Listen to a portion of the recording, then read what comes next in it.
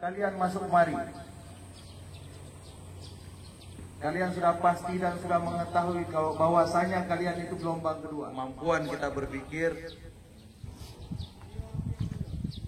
dalam menjalani hidup, dan kita juga harus bersyukur apa yang sudah kita dapat. Ada aturan di sini yang harus bisa berjalan.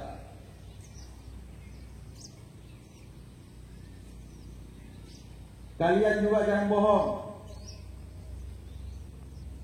Kami punya data semuanya.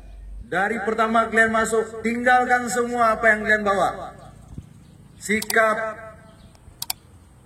kepribadian kalian yang kurang bagus,